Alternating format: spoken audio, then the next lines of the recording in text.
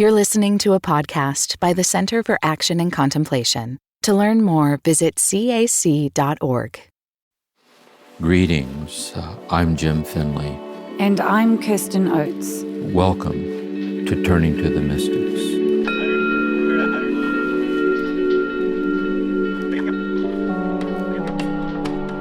Welcome everyone to Season 7 of Turning to the Mystics, where we're turning to the German mystic, Meister Eckhart. And I'm here with Jim, and we're going to dialogue about Jim's Session 3 talk. Welcome, Jim.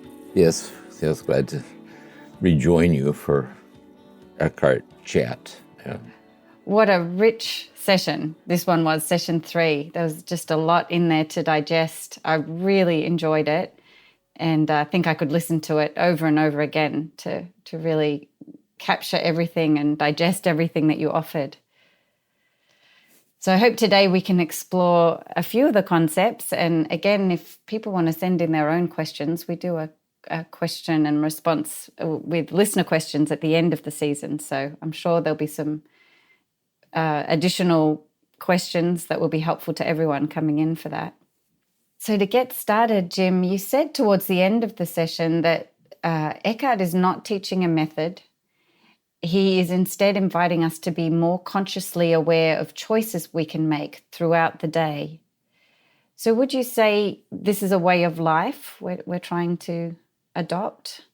Yes. Let's say for Eckhart, the point of departure is the generosity of God.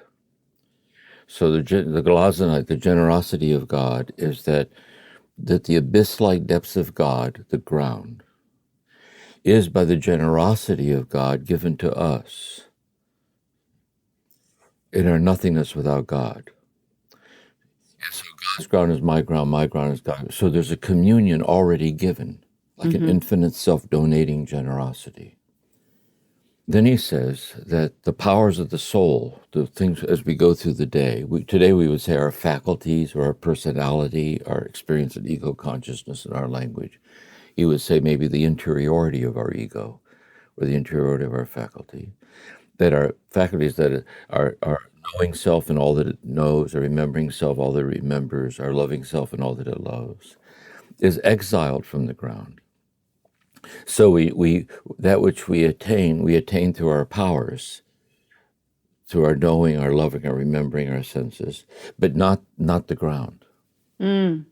And because we're exiled from the ground, we're subject to this notion that we're real all by ourselves, without God, and that everything around us is real all by itself.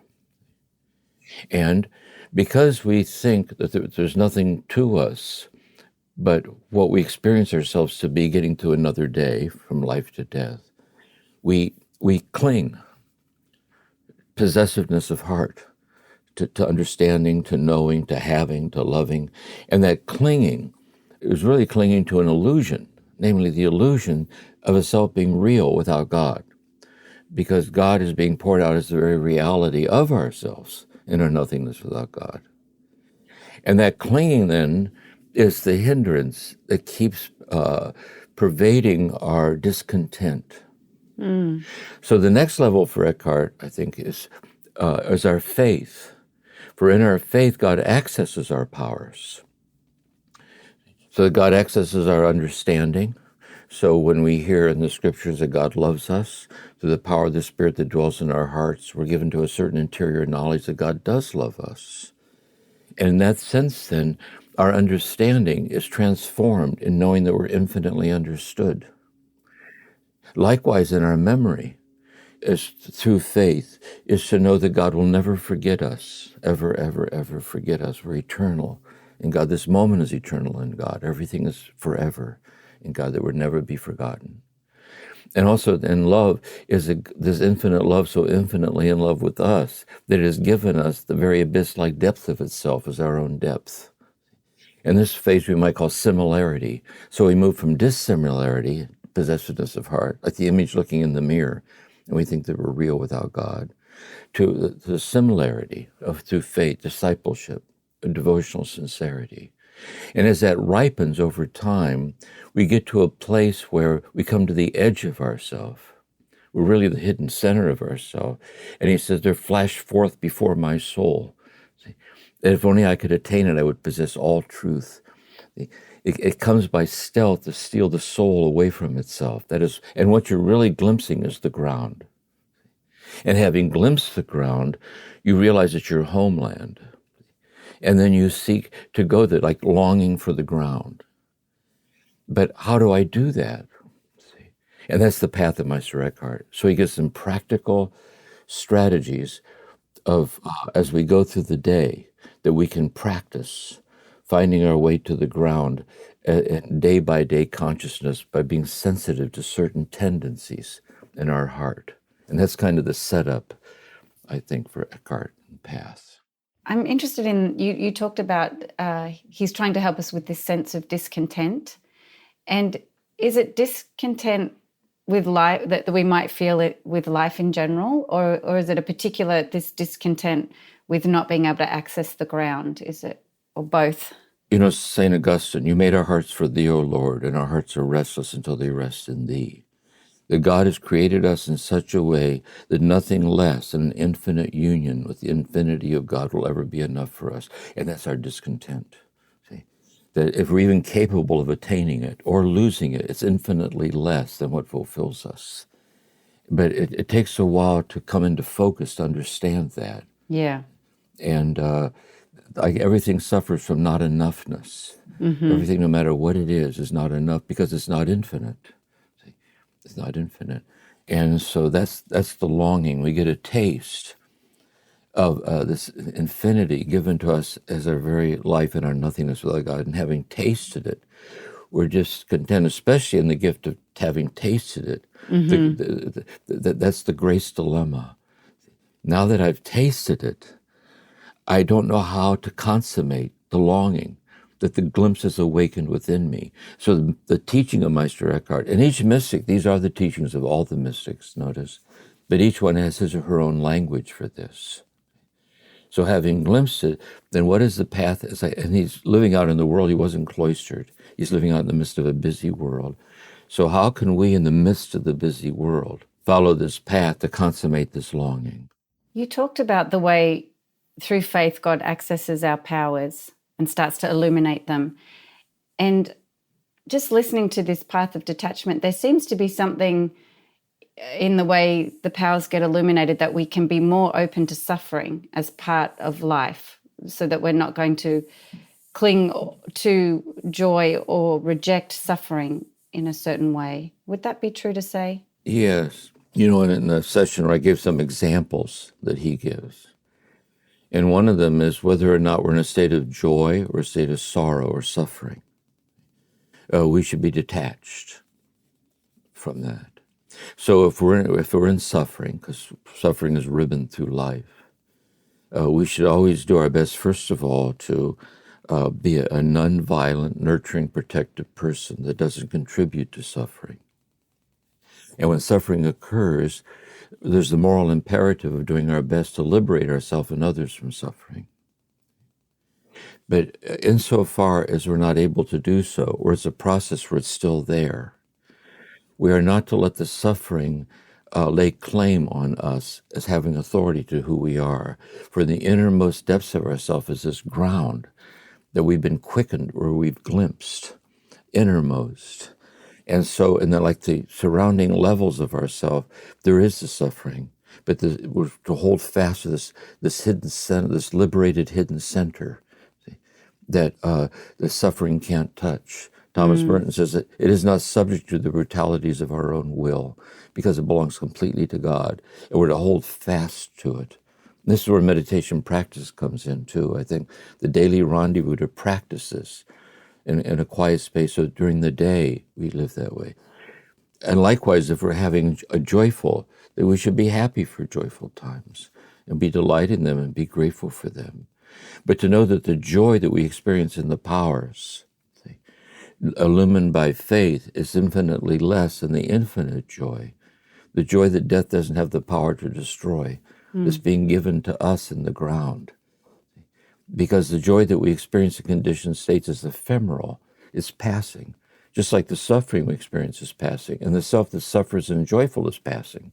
Death, that in the midst of this journey through time unto death, there's that in us that never passes away, and we're to hold fast to it within our heart and practice.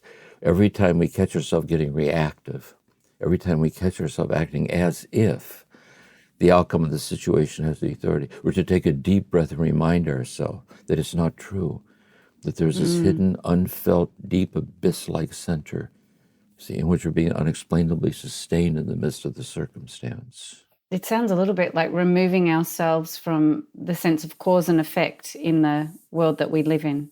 That's right. That we're open to something beyond just the day-to-day cause and effect that we might experience. That's a good way to put it. In Buddhist language, used to be karma, to deliverance from karma. Buddhist language, too, I think, is that we live in a world of cause and effect, and we do in relative consciousness of relative reality. We live in cause and effect. We put our hand on a hot stove, we get burned. And if we're late for work, we're late for work. That's really true. But there's infinite generosity that utterly transcends, completely permeates cause and effect, unexplainably forever. And we're trying to be ever more habitually stabilized in the heartfelt sense of that. Yes. See, not to be disheartened by outcome. Yeah. The word detachment, sometimes it can have connotations of being like cold and detached, and that's not the sense I'm getting about this. You don't become a cold, detached person. Yeah, the example I use is that if we love someone very, very much like the beloved, and who we see the beloved to be in our love for the beloved, we're very moved by love, not to do anything that would cause discomfort to the beloved, not to do anything that would cause the beloved sorrow. And then we realize these habits that maybe we get little signals that cause us sorrow, quick to anger, withholding intimacy, being impatient, unkind. We realize that these hurtful patterns are ingrained in us. So we have to actively work at being detached at the patterns of the heart that compromise the fulfillment and love that we long for. So actually, detachment is actually coded language for radicalized attachment to this infinite love, this infinitely, maybe your word is bonded rather than attached. It's for love's sake. See? The same way with an artist, we say we're a poet, that when a poet is in the stream of poetry, like the flow. So, Rilke, Letters to a Young Poet, we'll look at him later as one of the mystics. And this Letters to a young poet writes to Rilke and says, here's some of my poems, tell me if they're any good. And Rilke says, you're looking outward. He said, you must stop doing that. You must ask yourself in the stillest hour of your darkest night, must I write poetry? If the answer is a clear and simple yes, you must build life's most incidental moments in fidelity to that inner necessity. See? So you have to be detached from diversions where you'd be led off of that fidelity. So it's actually a radicalized bonding in love. Obediential fidelity is detachment. You're detached from what compromises the consummation of the deepest God-given longings in your heart. I see. That's really helpful.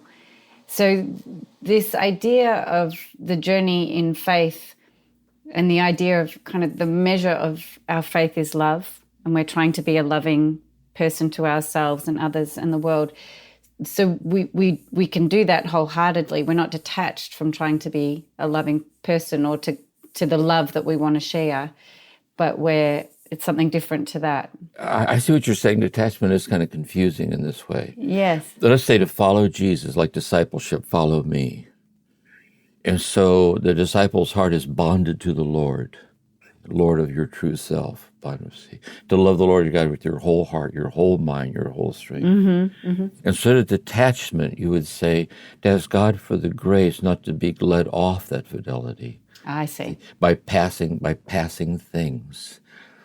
By things that are contrary to love or compromise love. And so Eckhart uses the word detachment in that sense. Because the trouble is we are led off by those things. Yes. We are led off the path by those things. And there's like an inner perpetual conversion process of being transformed by love into this fidelity in love, and to pass beyond the gravitational field of these compromises. And that's detachment for Eckhart. Oh, that's really helpful. So in the pursuit of being loving, I can be wholehearted in that. But where I might catch myself is if I see myself not being loving, and I might attack myself for that, or kind of be down on myself for not being a loving person. Is that the moment where I might be needing to detach? That's another great example. Thomas Merton once said in one of the talks to the novices, he said, we should always meditate on discouragement after a fall, after we do something like, I did it again. Because he says it reveals our secret agenda, a holy me. Oh, wow. How you could do something like that, but me, me. And therefore what we're to do actually, that's why I say we catch ourselves in the act of perpetuating violence on the part of us that needs to be loved the most. And this is where in the eyes of Jesus, it's mercy. The deep acceptance of ourself as fallen is the aperture through which God's infinite mercy touches us in our heart, see, which is salvation. See, Father, forgive them, they know not what they do. And so Eckhart would say attachment is attachment to an idealized sense of self, and we get discouraged because we can't live up to it. Yes, yes. Thomas Merton once said, we're all walking around with a little agenda in our heart. Once I start doing this and this and this, I'll be close to God. Once I stop, he said, to realize with God, there's no agenda. God's not waiting for you to stop doing anything or to start doing anything. And it's just that we can't bear being infinitely loved because there's no control in being infinitely loved. No.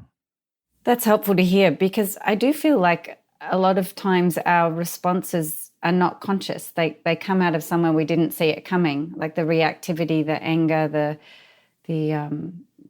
ways we're not loving often come, they don't feel intentional. And so it's helpful to hear that. Yeah, see, this is why Eckhart would invite us to become a reflective person, where we reflect on the way we think, the way we feel. And this is what discernment is. See, I think discernment begins in becoming aware there are aspects of ourselves we tend not to be aware of. And the relevance of that is becoming aware that these aspects of or these tendencies we tend not to be aware of are deeply influencing the things we are aware of. So it behooves us to bring them out into conscious awareness, which requires a reflective, quiet, receptive attitude to come out to growth in experiential self-knowledge, like know thyself, in the presence of this God who is infinitely in love with us and is given to us in our nothingness without God. Yeah. This clinging or attachment that you've talked about, does that happen in the powers, and is it in a particular power? Like, is it our emotions that clings, or is it our intellect, or is it all of them? Yes, it happens in the powers. Attachment happens in the powers. And through faith, too, the desire to be liberated from those tendencies is in the powers, illumined by grace. And it's all of them. It depends on which one's getting activated at the time.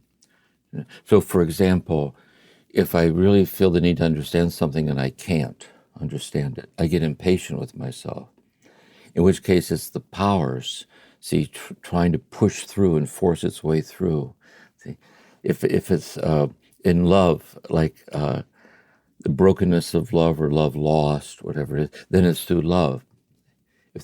So it depends on which aspect of ourself is being activated at the time. But it runs through all of them, because we're estranged from the ground. Yes. Because we think we're nothing but our ability to do this and this and this. That's what perpetuates. So through faith, we're refining the powers illumined by grace in a state of similarity. And it's in that state of similarity, we're able to come to the edge of ourselves where the light of the ground starts shining through. That makes sense. So even like a memory that keeps popping up into my mind and makes me feel terrible, that would be another way this happens. Yeah, and here's where I think also psychotherapy touches spirituality. That if I have a memory that keeps coming up, something that I did or failed to do that caused suffering toward myself or another, and I feel terrible. See, what psychotherapy is all about is to provide a safe place to sit and try to understand why you feel so terrible. And it must mean because you feel terrible is you wish deep down you would have never done it. And that's the goodness in you that's deeper than the weakness in which you did what you did. Or that it was never done to me. Exactly. And so this is where we keep coming to clarity, like by heartfelt clarity, a tender-hearted, courageous clarity, like this. And so psychotherapy does that in the layers and ego consciousness. Then illumined by faith, it would be spiritual direction and guidance to this. And then the fruition of spiritual direction, it can bring us to this mystical state of the ground shining through. And then how do we navigate that? How do we consummate to the ground? Yeah. I heard you share 5 ways of practicing this throughout the day, and I wanted to just touch on each of them, if that's okay. And my understanding of the 5 practices were they're things that hinder us from experiencing the ground. So the first one you talked about, and we've touched on it a little bit already, but whatever state we find ourselves in, strength or weakness, joy or sorrow, whatever we find ourselves attached to, we must abandon. And you gave this example of going in to see Merton when you were at the monastery, and he would ask you how you were, and you would say, not so great, and he'd say, don't worry, it'll pass, or you'd say, I'm great, well, don't worry, it will pass. And I just wondered if you can remember how that felt to you when he would say that. And do you think he was trying to teach you this way, this practice? I do. I think he was very, he was like a gifted contemplative spiritual director. I felt so grateful to be in his presence, really, just because I feel he embodied the mystical lineage of the Christian tradition. And he had that kind of astute empathy. And I was only 18, too, when I first entered. I was just right out of high school. And I think he was very aware of that, too. So I think he was trying to help me to be more even-minded and to see these rhythms within myself. And because what happens, we get caught up in the moment and we can't see past the moment. So if we're in sorrow, we can't see past our sorrow. We don't see that so it's already starting to give way to something. And when we're in joy, we try to hold on to it, but we can't hold on to it. And so he was trying to sensitize me to the awareness of that, I think. And do you remember how you felt when he first started doing it? Was it shocking? Or? No, I laughed because it was true. Yeah. He would say things that made me laugh because they were so clear, they were true. You know, Yeah. Sometimes someone just says something that's poetically so clear, and as soon as you hear it, you know that it's true. And he was so gifted that way. Yeah. Oh, that's wonderful. So that first one is really about an inner state. So it's like, let's say I'm sorrowful about something. And so it's got a hold of it. So then I say to myself, yes, it is. This moment is sorrowful, but it's not just sorrowful. For in the deep down depths of myself, there shines this invincible depth that doesn't take the sorrow away, but unexplainably transcends and permeates it unexplainably. And I take a deep breath because I know it's true. I will not absolutize this conditioned state as having the authority to name who I am, because only this infinite generosity has the authority to name who I am, and is sustaining me and guiding through my sorrow, to face it, to work through it, to understand it, to whatever. And the same with joy. So there's the unwavering plenitude that utterly permeates our wavering ways. And we're trying to stay in touch with that. That's one way that helps me to see it. So the second one, Jim, you talked about something that might hinder us from experiencing this ground is about the family of people. So this idea of making no distinction in the family of people. And this one was challenging for me partly because there's like a natural organic arising of a kind of love for family. So I'm wondering that I feel like I don't make happen, you know, that it arises on its own. And so I'm just wondering how we differentiate between that experience and not experiencing that for someone else. Yes. It was coming to me right now, you know, if you think of the Gospels and the crucifixion, and in the story of the Gospels, Mary's there at the foot of the cross. At the cross for station keeping stood the mournful mother weeping. See? And his love for his mother. And hanging next to him was a thief who was crucified. See? He said, remember me when you come into your kingdom, the thief says. And so what you see in Jesus is his love for his mother completely enveloped as one was his love for the thief. His love for his own executioners. See, his love for... So there's also the human experience where we're moving toward that Christ-like, all-inclusive love. But it's always a human experience. And so the example I gave is if one of my two daughters would die, I'd be grief-stricken. But if on the news I see a young woman died and I see her father weeping, I'm sensitive to his pain, but I'm not grief-stricken over it. Mm-hmm. So I'm trying to let that deep love for my daughter, because she's my daughter, see, extend out into kind of an empathy that spreads out through the suffering to the whole world like this. But at the psychological level, there is the preferential love because she's my daughter. Yeah. So this is freedom from the tyranny of preferential love in the midst of preferential love. Yeah. See, Yeah. I'm not trying to get beyond preferential love because I'm never asked to go beyond my humanity. I see. But I'm asked to have my human experience become more and more inclusive. Yeah. More and more open. I think that's the subtle thing in all of Eckhart's things about all of this. It's really subtle. It's helpful to hear it that way. And so because the ground, and Jesus was a reflection of someone who was recognizing himself as the generosity of the ground, he loved in this equal way. And also God created the powers. Mm-hmm. God created humanity. So God, in a sense, we might say God created preferential love. That is, God created the emotional reality of the human experience. And so we're trying to see to it that it's illumined by faith and that it's receptively open to the ground. And in a way, we'll see in the last talk too, it circles back around and radicalizes ordinariness. Mm-hmm. The incarnate infinity intimately realized in the ordinariness of myself. Turning to the mystics, we'll continue in a moment.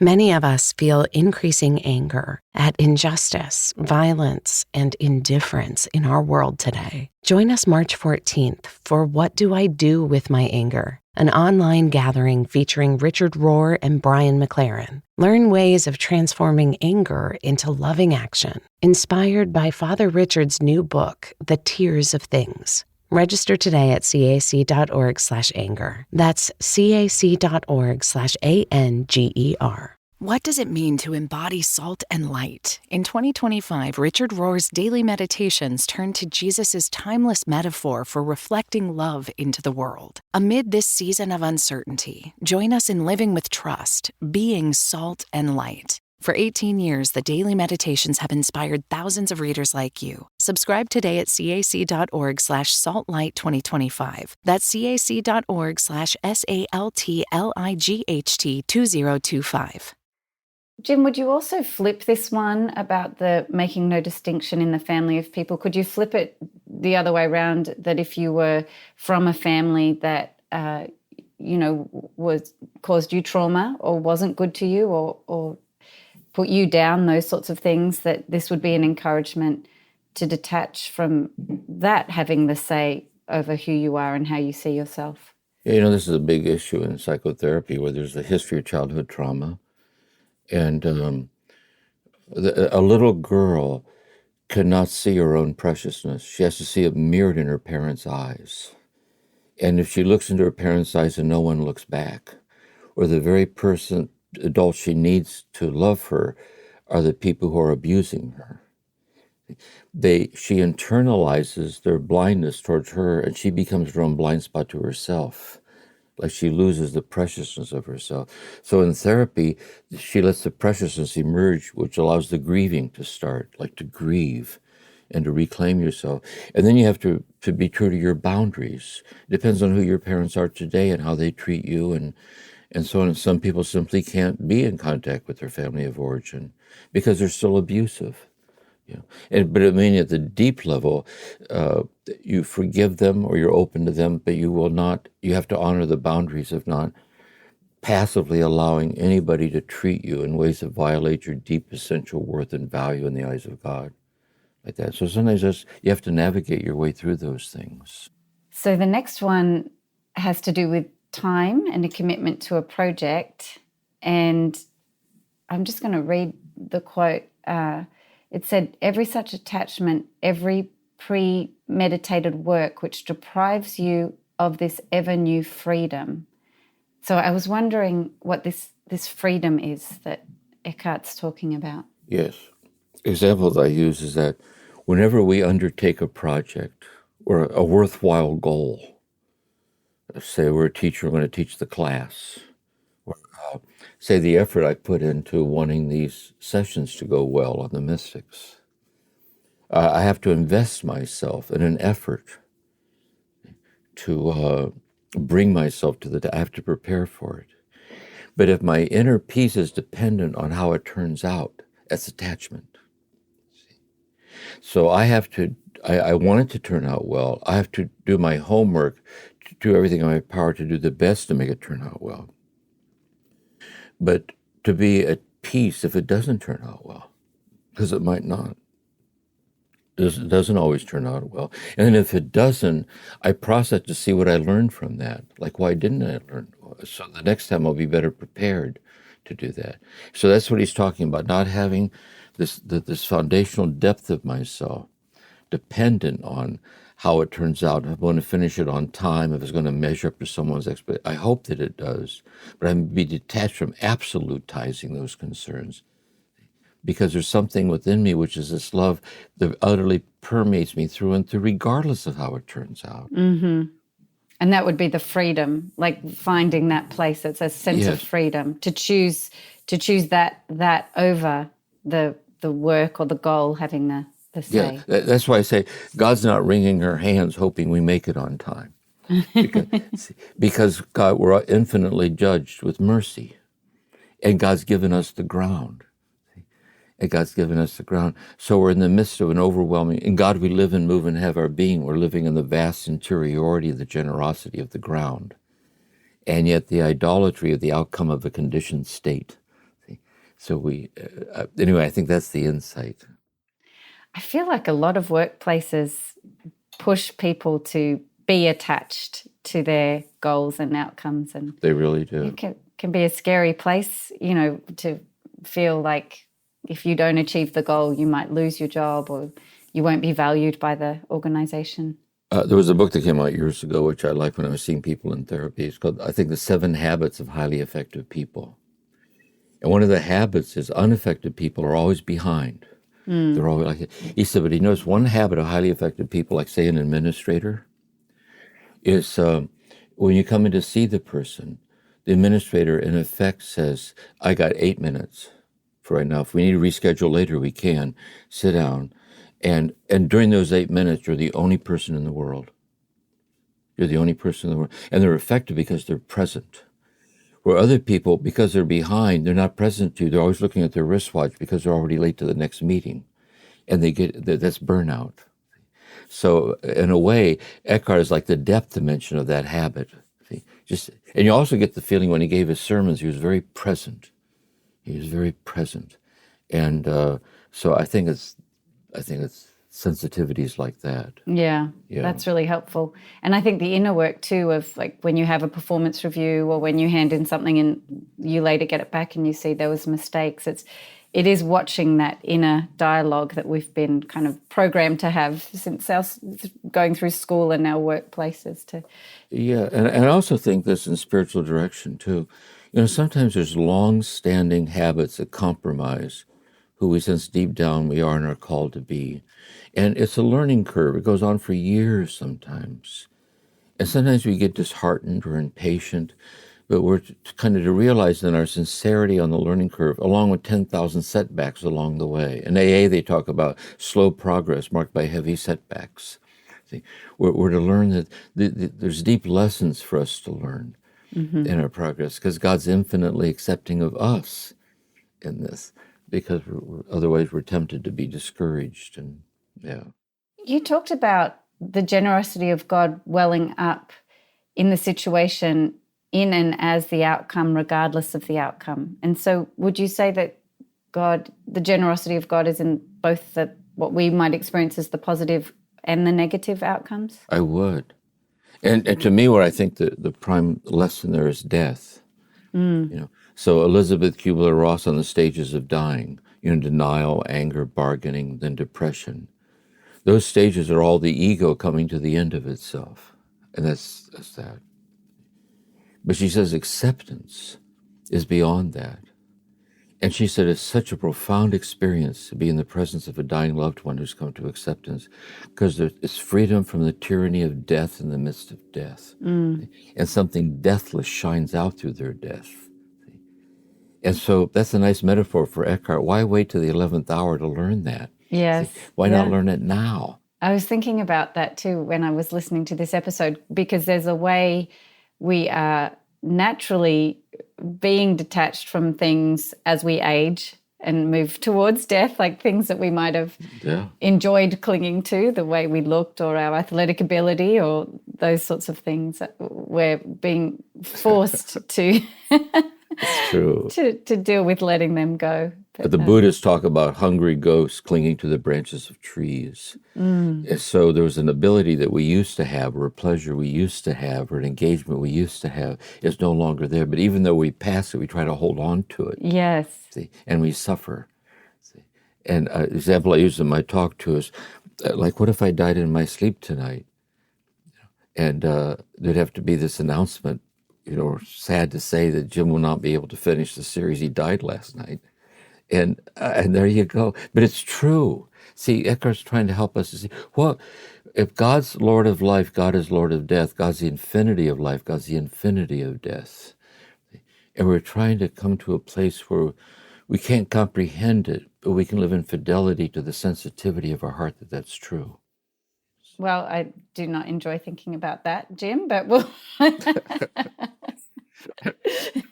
And what if you died in your sleep? And then we record this talk, and everyone could hear you say you didn't want to think about me dying. And I'd say, listen, isn't this strange? And she's the one who died. Eckhart would say, right on, of course. Corey's now hoping we don't mention him. Yeah, Corey's next. And then Corey died the next night. And I'm all alone. And I'm saying, we'll forge on without them somehow. Oh, no. I did have a curiosity about this one to do with time and commitment to a project. Because for Eckhart, he was committed to the project of traveling around and giving these sermons.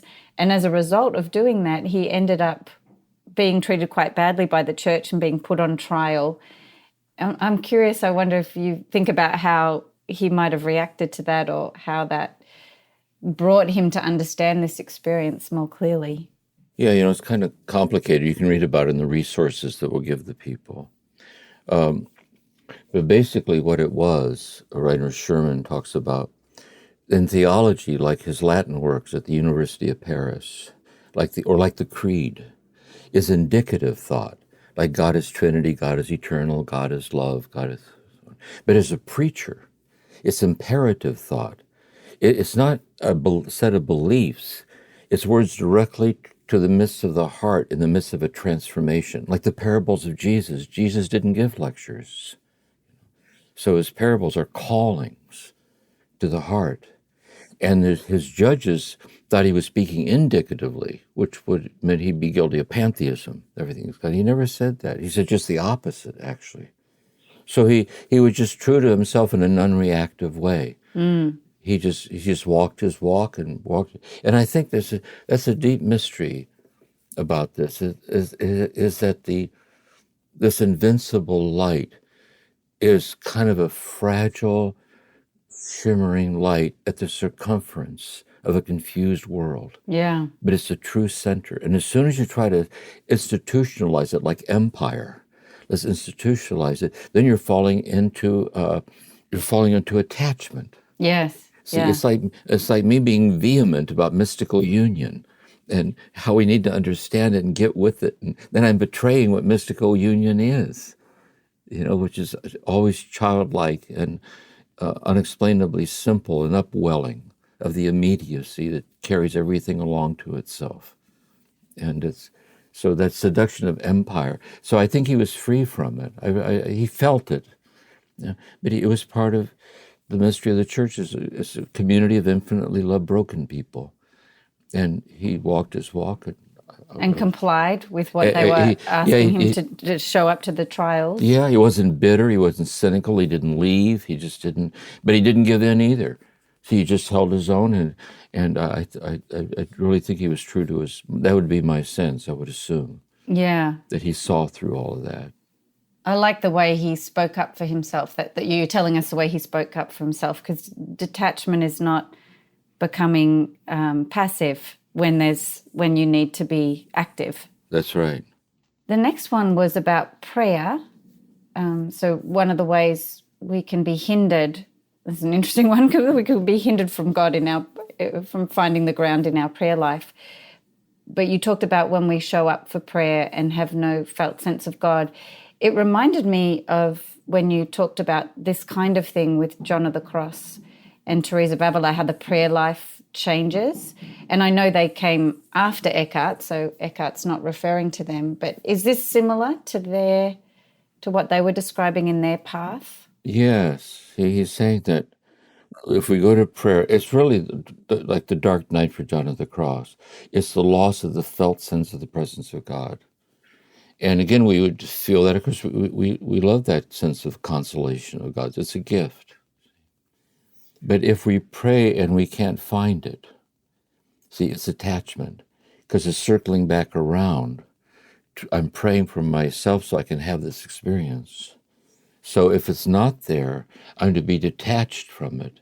And the way I put it poetically, that God's the infinity of my experience of the absence of God. And the experience of the absence of God is the poverty of God. And later in the last talk, we'll see the breakthrough into the Godhead is that. And likewise, if there's a lot of consolations, John of the Cross says somewhere, there's some people that think a great deal is going on in their spiritual life and not much is going on. Thomas Merton once said, as if we're all walking around hoping someday we'll hit the jackpot and have to prop us up in the corner and fan us because we have this thing. We got our fingers crossed. And John of the Cross says, some people think nothing's going on and a great deal is going on because we're being weaned off our dependency on feedback loops to ourselves. Cloudovit and all these mystics are saying that. And the feedback loops within the powers, I guess, is we're being weaned off. That's exactly right. They're in the powers. Where the more detached we are, high joy, the joy that we feel in prayer is impoverished compared to the high joy that death does not have the power to destroy. So the joy is there, but we remain empty-handed in the midst of joy. And the sorrow and the loss, we remain empty-handed in the loss. And then in that equal-mindedness in joy and loss, the light of the ground starts shining through the powers, I think, to be even-minded. Okay, the last one, the last hindrance and the last way we can practice was the way of having a virgin mind. And so the virgin mind is designating being devoid of images, foreign images, he called it. What struck me about this section was that science confirms now the way the mind works, that we do create images in our mind of trees and things like that. It's the way the mind functions. And do you think these mystics, they were just so aware of things like this that they could, this seems like well ahead of his time, what he's offering us here? Yes, there's more to it than we can go into in this series, but just right now in this context, is that the example that I use in the talk is when we see a tree. So Eckhart says, if to be real in the fullest possible sense of the word is to be the infinity of reality itself, and therefore only God is real. And therefore, the tree unto itself is not real. And therefore, he says we must be detached from the image of the tree, because when we look at a tree, we take in the sensory information through our eyes or touch the tree with our hands, and then we form an interior image of a tree. And then that interior image of the tree is how the outside world comes into the senses. And then we have that set image, and then we get attached to the image. And so we have internalized ideas of ourselves, about other people, about the world, about God. We have all these images in our mind. And he says we must be detached from all those images as if we were not yet. Because in and of themselves, they're images of nothing in and of itself. When we buy into those images, that's ideology. See? It's our ideological living. So that's one thing he says about the nothingness of to be empty of all images, all set ideas about anything. No idea of God is God. Every idea of God's infinitely less than God. No idea of myself I'm not any idea of myself. And the mystery of myself is infinitely more than all my ideas of myself. And so I'm to realize the limitations of ideas and set ideas and be detached from them. Even though they're there, we're detached from them. And Eckhart's using ideas because he's talking. But he's detached. He's detached from set images.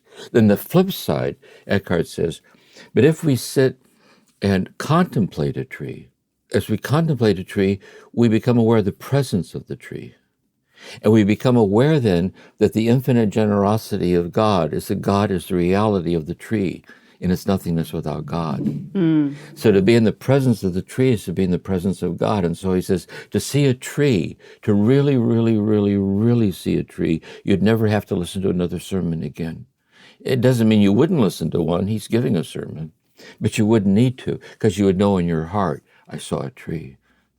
I saw everything is God, and it's nothingness without God. I can't not be in the presence of God, because I myself am the presence of God in my nothingness without God. And that's a nice, like the subtlety of Eckhart. Yes, that's really beautiful. So I can bring to my mind right now images of people I love, images of a tree. And we kind of move through the world that way, more invested in images than actually what's right in front of us. And so there's a practice, a way of opening ourselves to seeing the deeper truths of things. Yeah, but I'd put it this way. That's a good example. People we love, and we do have images of them. And so the example I used, I think, in one of the previous sessions too, is let's say you've been fortunate to have found your way into a very deep, loving union with someone. And someone who hasn't seen you in years, say you went to high school with them, they're in town and you're talking, you tell them about this relationship they're in.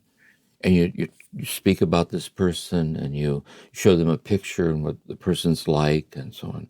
And the other person says, no, but try to put words to who you know the person to be and your love for the person. See, then you're beyond images. And when you try, you can't say it, and your heart breaks when you try, because we're carried in deep love. We're carried beyond images, into the presence, and God's the infinity of that. Yes, it really stops us from objectifying things. That's exactly right. And when you think about it, that's what prejudice is. Prejudice is we take an image of a group of people, and we think they are our perception of them. And we don't see them at all, because the only people we see are the people we love. If we don't love them, we don't see them. Same with ourselves, because God is love. Yeah. Yeah, these teachings just seem to be so relevant to today. It's amazing. He lived in the 13th and 14th century. Yeah, it's true. Last question I have for you today, Jim, is around application. Do you have any suggestions for those of us who are wanting to travel this path of detachment? How could we get started? Is there something we could do each day? Well, I would say, first of all, anyone who benefits from listening to the podcast is already on the path of detachment. Because if you weren't on the path of detachment, you wouldn't be moved by it. See, or touched by it. And therefore, continue on. And basically, find your practice and practice it. So there's the daily rendezvous where there's no agenda but love, whether it be Lectio, meditation, and prayer, or wordlessness, whatever your practice is. And every day when you end your practice, ask for the grace not to break the thread of that as you go through your day. And eventually all life becomes practice. Next, the teaching, which are these teachings. And the teachings is that which bears witness to the infinite generosity pouring itself out as every breath and heartbeat, and offering guidance in how to abide in it. And these mystics are doing that. And you take your teaching to heart. And then you learn that you're always being taught by life itself, if you like all of this. And then community, your community is your oneness with God, God's oneness with you. And then also just one other person in whose presence you're not alone on this path. So even though all the people listening to this podcast, 99.9% have never met each other, we're mysteriously one with each other. See, we form this community of seekers and kinship, like the sense of kinship. And then that spreads out to the whole world and becomes your community. God so loved the world that he sent his only begotten Son. And the world lays claim on your heart, which is how Jesus walked this earth, really bringing them to this very message, really, about love. So I would put it that way. They're already on the path, and they follow those foundations of this contemplative way, and it just keeps deepening. Yeah. What do you think, Jim, about me setting a goal for myself of becoming detached and measuring myself each evening about how well I've done? Yeah, John of the Cross, I shared this image. I was flying on a plane somewhere, giving a retreat on St. John of the Cross, on detachment from sensory gratification on the night of the census. And I had my John of the Cross open, my fountain pen I was writing.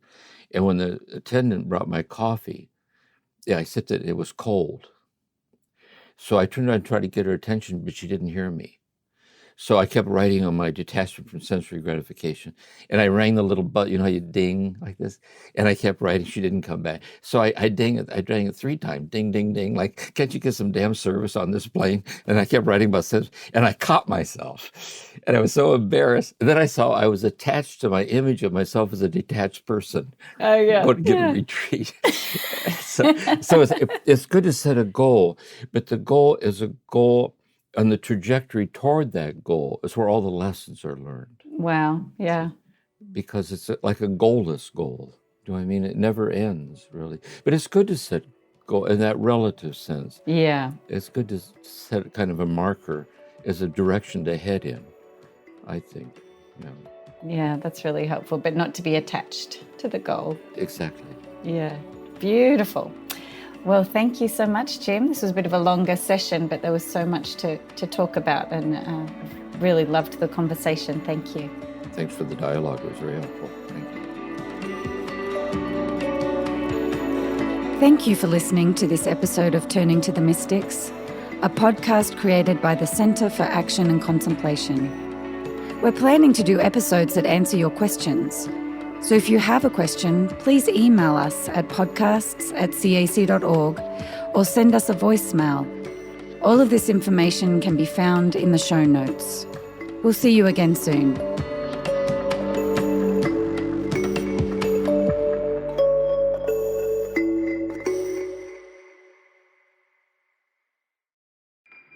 Do you feel called to walk a more contemplative path?